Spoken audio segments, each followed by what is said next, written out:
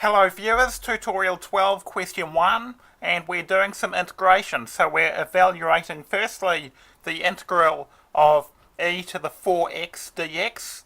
So what do we remember about exponentials? If we differentiated e to the 4x, we would get e to the 4x times the derivative of the power, which would be times 4. So the derivative would be 4e to the 4x dx. Here we are integrating. We do the opposite, so instead of multiplying, we will divide. So this is going to be e to the 4x, and we're dividing by 4, plus our constant. Question B, we have 21 to the power of x dx. So how do we deal with a power of x that's not a power of e? There is something on the formula sheet under the integral table that tells us the integral of a to the x dx equals a to the x divided by natural log of a.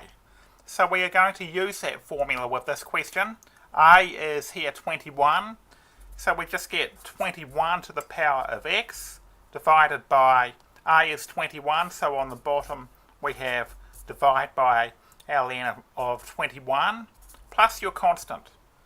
Question C, we are integrating secant of 3x of 3t times tan of 3t. So we need to work out what secant times tan is the derivative of. If we use the derivatives table on the formula sheet in reverse, we see that secant times tan is the derivative of secant. So if we integrate secant times tan, we get secant, because the derivative of secant is secant times tan, of that same bracket, 3t, but we need to divide by 3 for much the same reason as we divided by 4 in question A. If we were to differentiate secant of 3t by the chain rule, we would get secant of 3t times tan of 3t times the derivative of the bracket, so you'd get an extra times 3 that we don't want, which means we need to divide by 3, and plus c. Okay, so that's question D. Question C. Now question D, we have the integral of 6t squared minus 2 over 2t cubed minus 2t minus 5. So on the formula sheet we have something that looks like the integral of g dash x over g of x dx equals the natural log of your g of x plus your constant. So we want to make sure that it is of that form. So in this case, g of x is going to be on the bottom. So what's on the bottom there? That's 2t cubed minus 2t minus 5. And g dash is, if we differentiate that, we get 6t squared is the derivative of 2t cubed minus 2t differentiates to minus 2, and the 5 makes no contribution to the derivative. So what we've got on the top here is exactly g dash.